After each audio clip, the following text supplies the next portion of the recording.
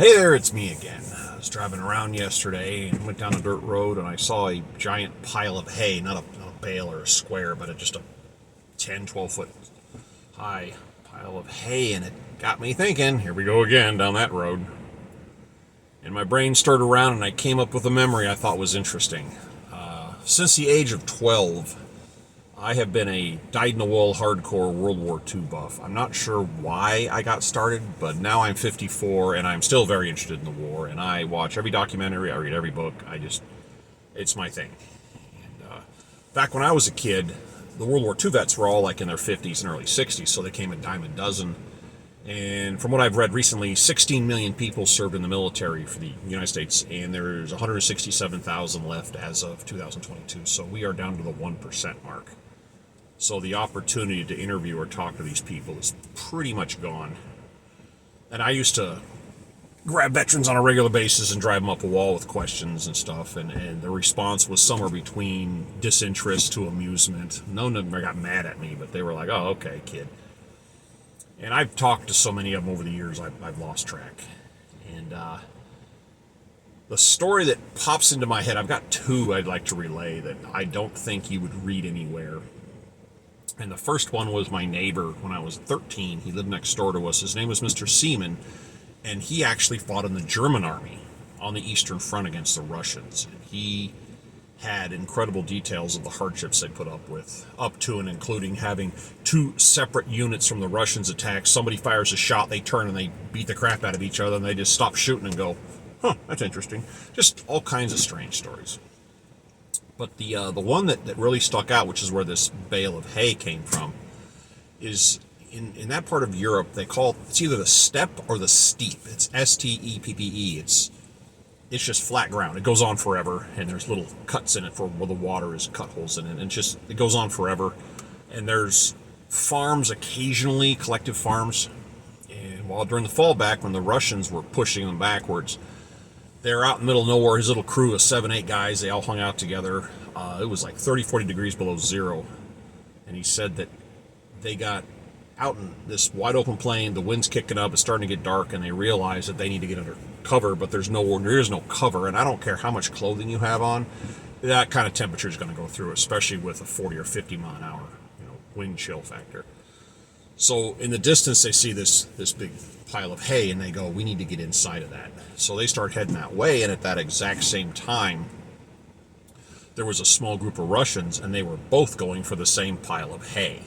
And they both knew what the other was doing, and he said it was so cold that his motor skills were disintegrating, and his weapon, bolt action, his weapon wouldn't work, and he was shooting, but he couldn't aim because he couldn't control his body.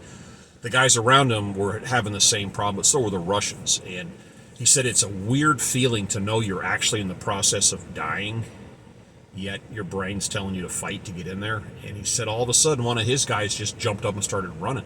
And he ran to the hay bale and dove into it. And then other guys started running. And then the Russian troops started doing that. And everybody just piled into this hay bale. And they moved their way into the middle, because if you get enough bodies together, you generate a little bit of warmth. And he said, I had guys on both sides of me, and they were sitting there, shivering, and he said he reached over and he felt the material on his left and on his right, and they were both wool, and he wasn't wearing wool. So he's like, oh, great, I'm sharing, we're in this this hay bale with the enemy, we're all together. And he goes, it was just an unofficial timeout. And he goes, and as we laid there and started to warm that little area they were in, warmed up a teeny bit, he felt a hand go across his chest, and it went like this to him, and he reached up, and it was a piece of bread. So he reached in his little kit, snapped open a little piece of sausage, and walked back and tapped him and handed it back to him. And they just stayed in there all night. And he said, and then he fell asleep, and next thing he knows, there's movement, and people are moving around, and they climb outside. It's a sunny day. It's so cold, but the wind isn't blowing. And he'd climb outside, and everybody just looked at each other, and the Russians kind of went like this, and the Germans went, and they just walked off from each other, and it was like, we're going to call a timeout here. And I thought that was really interesting that he mentioned that story to me. And I said, I want to know things that you don't read about. And the other I'd like to bring up, I don't want to mention who, but it was somebody I actually knew very well, told me a story. He's long gone now. He wasn't at Pearl Harbor, but he was down the street at an aircraft, like a little maintenance airport. And the two stories that came out of that I thought was interesting is he said at that point in history, milk was a hot commodity in Hawaii. They didn't have a lot of milk cows for some reason. So everybody got up on Sunday to get their quart. So he's eating breakfast, everybody's in there, and they start hearing the explosions going off over at Pearl Harbor, and everybody runs outside, and he looks around, and every single person's holding their quart in their hand. He's like, oh, okay. So they ran over to the little stage field, and the military doesn't keep weapons and ammunition in the same place. They keep them separate. So the guy with the key to the ammo lock, the weapons locker was here. They opened the door, and the guy with the key to the ammunition locker was passed out drunk in Honolulu somewhere. So they used what's called the deuce and a half key, meaning somebody drove a deuce and a half truck through the wall and opened the place up. And he spent the attack just grabbing ammunition and running. And he said he saw a lot of aircraft get shot up. He didn't see any go down, but he did see him get shot up. And he would just run a belts of ammunition. Everybody just found a job to do. And then he was telling me that story. And there's a little side notes.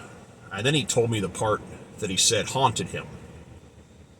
There were ships that had flipped over in the harbor, in Pearl Harbor. And they were literally just rolled over.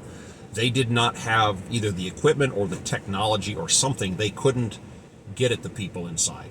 He said you could walk by the ship and you could hear people tapping to let you know they were there. And you couldn't do anything for them. They were beyond reach. And he said you'd walk by, sometimes you'd have to walk down that dock. And he said people just looked like this. Nobody looked at anybody. He said it was ghostly. Nobody talked, nobody, it's like, I'm not here, you're not here, I don't want to be here. And he said he heard tapping noises up to Christmas Day. And remember, the attack happened on the 7th, so that's how long some of those people were stuck in there before they finally died. He said that was horrifying. But that memory popped into my head just from looking at that bale of hay yesterday. And again, I'm throwing that out there because there's not a lot of World War II vets left to ask these questions, and there's stories they tell that haven't been written down, and I've got a handful of them I'd like to pass along, but that's the two that got me for today. All right, I'll let you guys go.